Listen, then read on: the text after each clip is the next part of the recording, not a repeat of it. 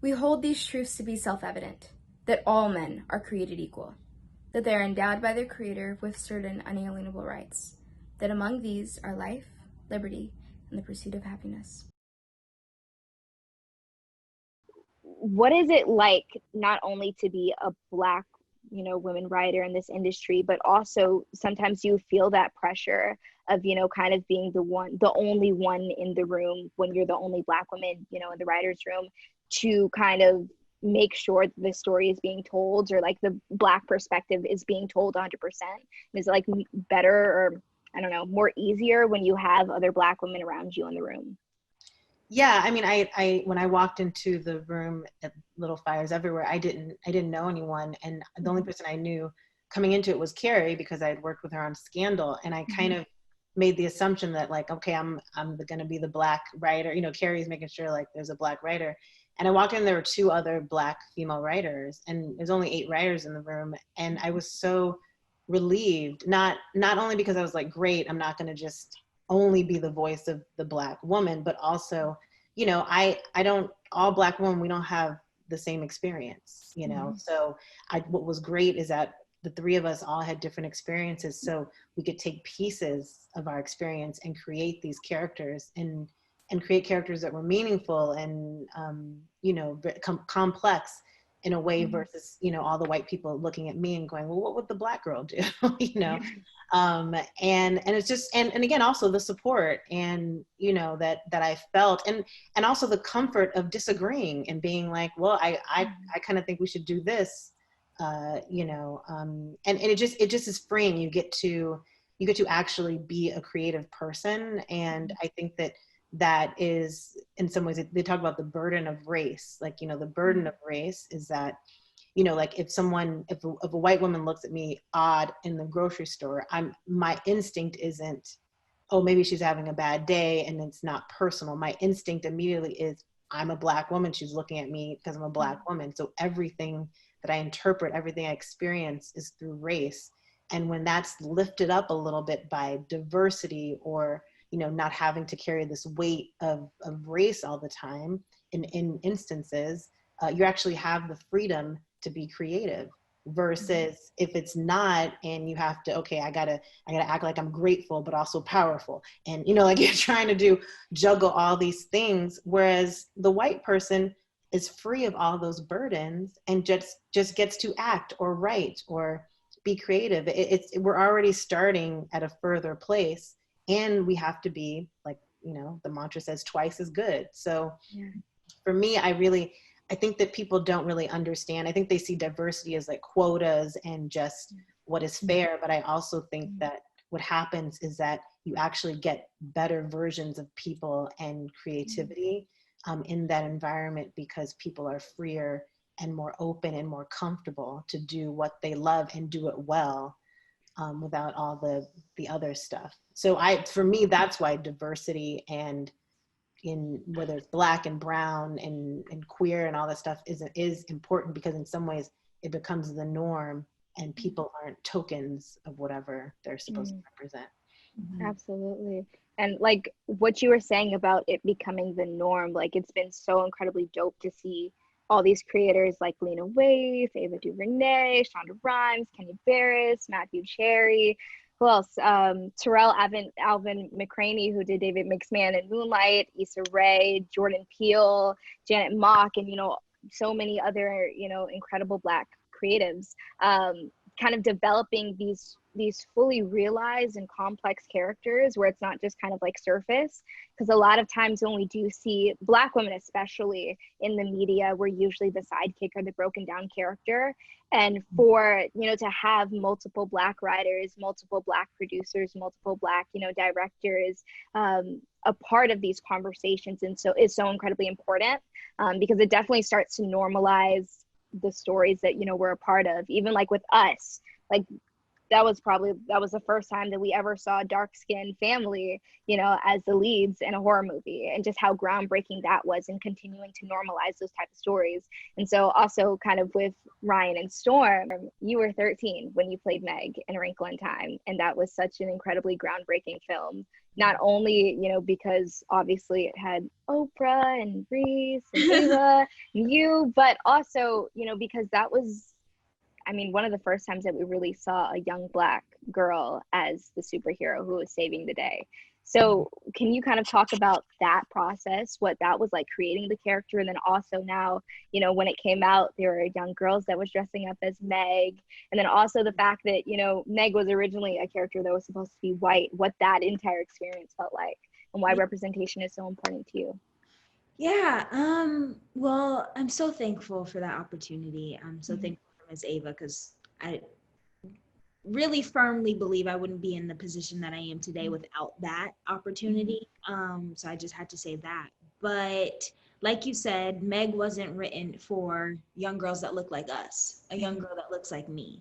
But Miss Ava made it a point to make sure that a young Black girl was saving the world. And we haven't seen that before. So for me to have the opportunity, the privilege, the honor to be that is something that will be etched in my heart for forever. And I feel like when A Wrinkle in Time came out, that's when the trajectory of my career, it changed, but like it did change, but it also changed in my head, because that's when I realized my career was bigger than myself. When I would have young girls come up to me, or I'd have young girls be DMing me and saying, thank you for allowing me to see myself save the world, there's no better feeling. So that's why I move the way I move and make the choices that I make, because it's not just for me, it's for so many others. But of course, I was elated. You were elated for me when I found out I was going to be Meg. Like, there are so many people like behind me rooting for me, but I think we did have a conversation about there were people on Twitter. I mean, Twitter is a great place, but I also try to stay away from Twitter because it is toxic. Very, But there were people on Twitter and they were like seriously upset that I was portraying a white girl. Like they were like, no, she's supposed to be white. We like her this way. It can't change. And I know that Hallie just went through the same thing with The Little Mermaid. And I'm like, okay, you guys got the opportunity to love and see this character the way she is. So why can't that change? Why can't we have more representation? Why can't we shift the perspective? I feel like you're doing, I would say, the Black and brown community a disjustice, but specifically we're talking about Black women. You're doing us a disjustice if you're putting us in your films, you're putting us in your TV shows, and you're not really representing who we are. It's just coming from a one-sided perspective. So, I mean, yeah, you could be throwing me in your movie, but you also have to be like telling my experience, and like you guys were saying, in front and behind the camera. So I feel like that's when I learned not only that my career was bigger than I am, but also it really let me know that we have a lot of work to be done, and I have to be very, very specific in what I choose to be a part of, because I mean, I want to be, I don't like to call myself an activist. I'm not an activist. I'm far from an activist. But I could use my art as a piece of artivism, and have progressive conversations. And if I'm just trying to be a part of projects just to be a part of projects, then we're not going to be moving the needle. So. Yeah, absolutely. And I wanted to kind of move it over to Ryan as well, with talking about just that representation aspect, and also, you know, picking and choosing what projects you are a part of. Ryan, you've been a major inspiration to not only Black girls, but especially dark-skinned Black girls. And you've been like an advocate when it comes to colorism and speaking up about those issues. So for you, what was it like, you know, first being introduced into this industry that, I mean, as me as a light-skinned actress, I feel as though a lot of times we are in the comfort zone when it comes to casting Black girls or creating stories for Black girls. So for you to be a lead in, you know, a major hit television show, and only you were like, how old were you? You were like incredibly young as well. Like 20. that is so incredible. So what was that like for you when you were first entering, Star, and just kind of rising to fame? Yeah, I mean, it was great. I mean, I was just really thankful for the opportunity, for the moment. I was thankful that, I got to sing and dance and like do all these things that I love in one project. And, obviously, hopefully represent. And I knew that that was my duty before, usually that's just what I wrap my head around before I even go into anything since a very young age. Like, I know what it means to see someone like me. So it's just very important to me that I just make people proud, hopefully through that process. But yeah, it was a lot of ups and downs because of what was happening behind the scenes. But, it made a lot of things worth it when, there are people giving me, literal stories and messages about like what it means and how I inspired them. And, that's what it's really all about. And things like that, moments like that make it all worth it. And those were really the moments that I live for the most and just made me happy. So, I mean, it's just always been important to me. I know it's going to continue to be what's important to me throughout my whole career. So hopefully I just continue doing that. And like what Storm said, it is about also being picky about what you do and, being okay with being picky about what you do and not letting anyone like try to steer you into not thinking that it's okay. Like, if you want to be a lead in something, that's completely fine. Like, if you want to strive for that and if you want to be in that position because you know how important it is to not only you but for other people to see you in that position, that's totally fine. And that's just what I'll hopefully continue to do if God has it in the plans for me. And so yeah, it's just great. And I mean, I really love that was something that I got to do and got to showcase what I can do. So No, definitely. I mean, I can definitely relate to what both you and Storm were talking about with almost like first coming into the industry and that pressure, because Pearl was originally written, I guess, to be either white or Asian. Like, her race was never really specified in the book.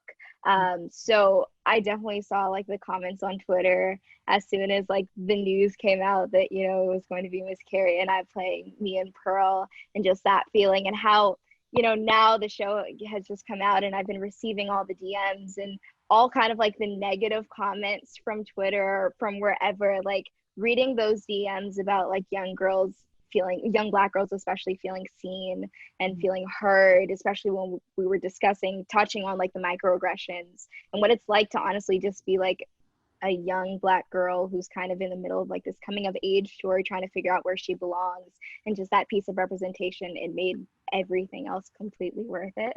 And so I kind of want to touch on, do y'all feel any pressure when it comes to honestly like being the only Black girl on set, or do you feel any pressure when it comes to the roles that you get because you almost feel as though like you have to do it right for the culture, or like you want to make sure like this role or whatever story you're telling is incredibly perfect so that like you get it right for all the young Black girls that are watching you? Yeah, I mean, just speaking for as on the writing side, I definitely do. I mean, I think that again, the way that I came up, I was an assistant, in Grey's Anatomy and through Shondaland. And so, it's kind of like what they talk about when, people go to like all historically Black colleges or all girls school. Like, sometimes you can build your confidence in these safe environments so that then when you're no longer in a place like that, you have the confidence. So I was on Scandal the whole time that the show was on the air. So by the time we got into the later seasons, I had this confidence, and I could stand up and go like, no, I really don't think that we should do this, or or I could say, like I wrote this monologue for Candy Alexander that was about like Black women, and there was really no kind of like assignment on what to write about. But I was like, you know what? Trump had just gotten elected and, I felt this kind of anger at what I felt was a lot of, culture appropriation from, other white women in the industry. And I was like, you know what? I have this platform and I'm just going to have this woman just talk about how basically Black women are the most disrespected, group of people ever. And it was nice to just have the confidence to just write this essentially kind of scathing, monologue about the way that, Black women are treated, and for that to be embraced. So by the time I went on like A Little Fires, and we had, the scene, Lexi, in my episode where, Carrie is, smoothing your edges, I had the confidence to tell the director, like, okay, we need pro style. Like I need like it to be a close up in the edges and here, so I had the power to say that. And luckily, he was able to understand, he did that and see the importance of this scene that some people would have just said, it's a wordless scene. It's nothing. No one cares, whatever. Yeah. So yeah, I think I can understand how it can be hard for writers who are maybe the only person of color, or come up in a situation where they just kind of have to play, as Drake's like, forget all that happy to be here BS, but they have to play that role of just trying to like keep their head down and not get fired. It's hard to build confidence that way. And it affects your career for a long time. So I think that I feel very grateful that I was able to build this confidence, because there are definitely times where if it were someone else, there are a lot of white faces looking at you, and there's a time where you think maybe I could lose my job. But when you get to a certain place and you go, well, maybe I'll lose my job, like Storm, to your point, well, maybe this isn't a space that I need to be in. Then but that doesn't happen overnight. So it's a struggle. So I empathize with people who are still in that struggle, because that's hard. Yeah. And would you also consider it a struggle to write, and also for it to be accepted, for Black women and girls to be vulnerable, or to be seen as vulnerable when you are writing these stories? I think people are more, I think a lot of it has to do with having both the power and the confidence to write a character that is essentially like unanimously complex. Like you cannot undeniably complex. That conversation isn't had. And I look at what Michaela Cole is doing right now, like for I May Destroy You, and how brilliant and complex. And it's like what would that character have looked like if someone else would have gotten their hands on it and tried to water it down, or said, that's too much, this is not, but I think that audiences actually want an honest portrayal. Like Insecure, to me is like, I don't even understand how white girls can relate to this show, but because to me it's so Black, and but I have so many of like white female friends who are like, I love Insecure. And I think that studios and hopefully other people will look at this and say, like, when you create shows like Atlanta, Insecure, when you create authentic like characters that are by Black voices, everyone can relate in their own way, and it will be a universal story. I'm about to film a movie that's about a boxer who's a woman and a Black woman, and I'm just like, Lord help me, please.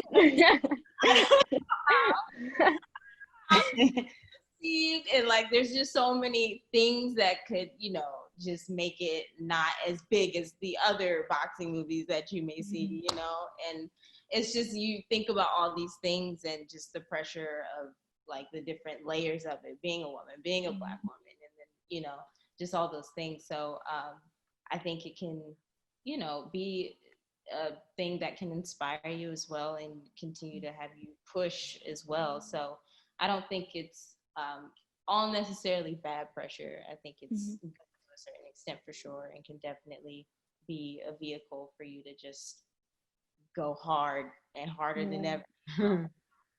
Yeah, definitely. Ryan took the words right out my mouth. I I actually have a question based on what you guys said, because it's different when, you know, for you guys who are in front of the camera versus behind, you know, like I don't have that many Twitter followers. People aren't gonna, you know, find me, go after me. But, you know, there's a big talk about kind of cancel culture, you know, and do you guys feel kind of that pressure, that added pressure at all, with what the culture is kind of like, little things that can kind of, you know, get you canceled, I guess. Breath. That's a great question. I mean, I'm a big sports fan, like tomboy to the max. I was watching The Last Dance, and Michael Jordan was talking about one of the episodes where people were mad at him for not speaking out or like not saying or doing certain things.